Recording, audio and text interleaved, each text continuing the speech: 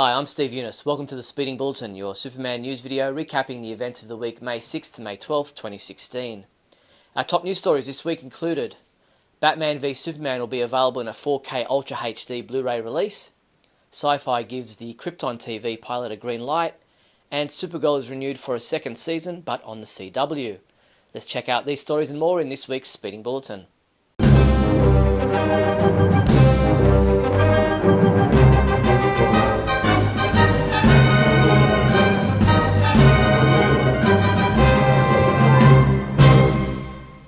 In movie news, a 4K Ultra HD Blu-ray release of Batman v Superman Dawn of Justice will be amongst the variations that fans can purchase when the film is released to the home video market on July 15th. You can pre-order the 4K Ultra HD Blu-ray version available from our online store, along with numerous other releases including a 3D version. Batman v Superman star Jesse Eisenberg will be a special guest at the 2016 MCM London Comic Con later this month. Jesse will be attending the Sunday of London Comic Con only, where he'll be signing and taking part in photo shoots with fans. Visitors will also be able to purchase a special Lex Pass, limited to only 100 in number. The pass will include an autograph, a photo session, priority queuing for both photos and autographs, and a guaranteed seat at Jesse's panel. MCM London Comic Con is on from May 27th to 29th. Visit mcmcomiccon.com for further details. As well as starring as Batman in the upcoming Justice League movie, Deadline.com reports that Ben Affleck has now added executive producer to his resume. In that role, he'll work with director Zack Snyder and screenwriter Chris Terrio behind the scenes to make the film the best it can be. Meanwhile, Justice League stars Ray Fisher, who plays Cyborg, and Ezra Miller, who plays The Flash, posted a video from the set supporting the native youth at the Standing Rock Reservation and how they oppose the Dakota Access Pipeline. They also mentioned how you can go to respectourwater.com and to sign the petition there, which Jason Momoa, who will be playing Aquaman, also supported on Instagram. Warner Brothers released a short video giving us a sneak peek at some of the items on display inside DC Universe The Exhibit. Tour guide John Karunas takes us inside the Warner Brothers archives, where fans can see props and costumes from some of their favourite DC Comics movies, including the chance to handle the chunk of kryptonite as seen in Batman v Superman. DC Universe The Exhibit opens May 24th at the Warner Brothers Studio Tour in Hollywood. Book your tickets today at wbstudiotour.com. In TV news, Supergirl has been renewed for a second season, but she won't be flying on CBS anymore. The Maid of Might will now join fellow DC superheroes on the CW. Reports also have it that the series will move production from Los Angeles to Vancouver. The move could also bring more crossover opportunities between Supergirl and the other DC superheroes, also airing on the CW, including more fun with The Flash and possibly Arrow. Sci-Fi has this week officially announced that it has greenlit a pilot for the Krypton TV series.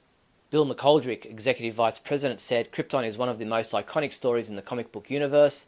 In the talented hands of David S. Goyer and DC Entertainment Warner Horizon Television team, this exciting sci-fi project will take viewers back to Superman's home to show how the timeless legend began. In comic book news, DC Comics gave us our first look at the variant cover for Action Comics 957 by Ryan Sook. Scheduled for release on June 8th, with a story by Dan Jurgens and interior art by Patrick Zurcher, Action Comics 957, which returns to its original numbering with this issue, will also ship with a standard cover. However, DC Comics has also revealed that the standard cover for this issue will no longer be the previously solicited cover by Mikel Janin, but will instead be a new cover by Ivan Rice and Joe Prado. Comic books we reviewed this week included Batman Superman number 32, which was reviewed by Adam DeChanel, who gave it a 4 out of 5 score, saying the combination of this art and this story is just fantastic.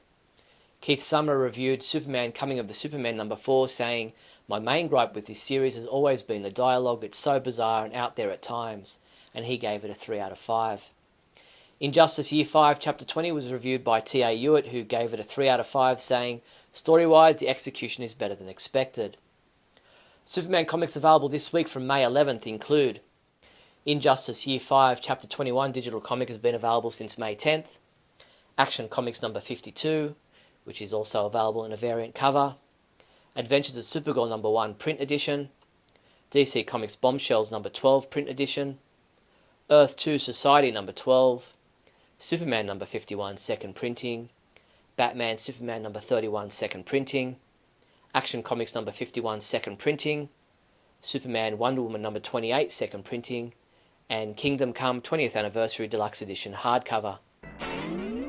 Check out this selection of some of the very latest Superman collectibles released this month. Get yourself these Superman image and collage pajama pants for $24.99. Or how about a Batman v Superman chrome trailer hitch for $45? These and other new Superman collectibles available from your one-stop Superman shop, the Superman Homepage online store at supermanhomepage.com/shop. And there is no other news for this week, so that is all the news there was in the world of Superman from May 6th to May 12th.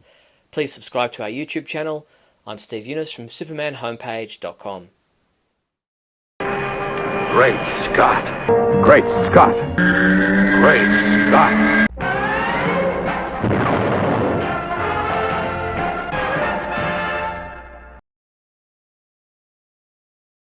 Hello everyone and welcome to another episode of Great Scott. Our in-depth look at Batman v Superman.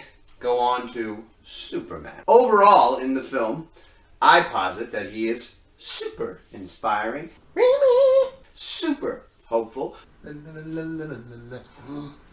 super heroic, and a super positive force in the Zack Snyder created DC movie universe that we are getting now. The Dark Knight of Gotham and the Last Man of Krypton. No one would ever say that these two titans were titans. There's one titan and then there's one guy in a batsuit. Save anyone besides Lois! And this is just insane because he saves the entire planet. Why didn't Superman just wait for someone else to kill Doomsday? But it's clear through the fight that Superman has no intention of killing Batman. Why do you say that name?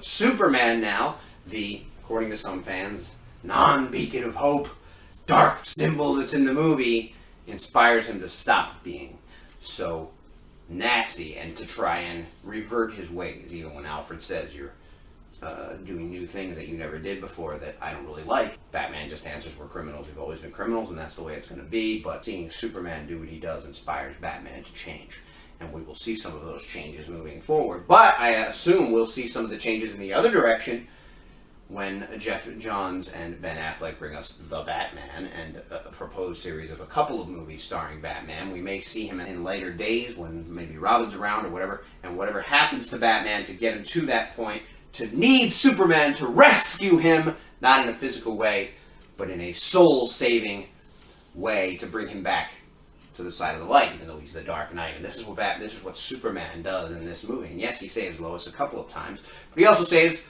the whole world. You also see the montage of him saving people. They purposely go to a place where they're showing him save a girl in a burning building. They're showing him save people in a flood. They're showing people looking up to him because they know he's a force for good and they know that he can help them, and they're looking to him for that help because since Man of Steel he's been doing those kinds of things. And now Lex Luthor has decided to put his plan into motion, and it's making him look bad again. And of course we still have people making judgments about what happened in Man of Steel, and we have them asking him to come forward and that he needs to answer for what happened, and he does. He does all of the right things, meanwhile continuing to save people, continuing to help people, continuing to fight the good fight, and continues that fight even when it looks like everyone doesn't want him to, and he's not sure exactly what to do. So he then doubts himself after the fact and says, why wasn't I looking? Why wasn't I ready for that? Well, he probably has more faith in humanity. He goes there in good faith. He goes there because they ask him to. And then this terrible thing happens and he's upset about it. You see he's crying. You see he's hurt by it. You see he can't believe that it happened. It's not like he's laughing or he caused it. Superman then goes to Lois, who is his rock, and says, I don't know what to do anymore.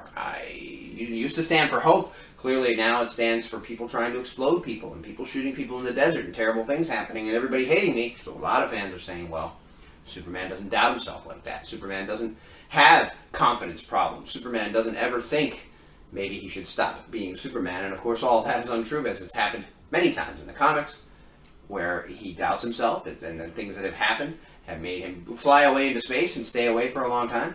Things that have happened that have made him stop being Superman for a while. It was Lex Luthor, who again is great at being Lex Luthor, great at being manipulative, and great at being evil. And he killed Mercy, and that bothers me. And he does that in this movie to an extent. He doesn't really do it for long. He goes on a walk, he's out in the woods or in the snow, and he sees a vision of Pa Kent, which was great to see. I think it was a memory of maybe when they were out in the mountains before. And it reminded him that Lois is there, and it reminded him that bad things will happen during the course of a career, just like the Lang farm getting flooded and horses drowning because the Kents were trying to do something good to save their own farm. It backfired. And Superman isn't even doing that directly, but things are conspiring against him, around him, that he cannot control. But the fact that he cannot control it doesn't mean that he still shouldn't continue to do the right thing. There will be things that happen. And to me, that's inspiring. He knows these things are happening, but he knows he's still needed, and he comes back and he does what needs to be done, and then he stops Doomsday. First, takes him into space, risks his own life, and gets nuclearized, if that's a word. They send nuclear missile, and that could have been it for him. He doesn't know. He also didn't know he was going to get it, but he purposely turns the situation toward the missile. He doesn't fly away, he doesn't run away, he doesn't try to...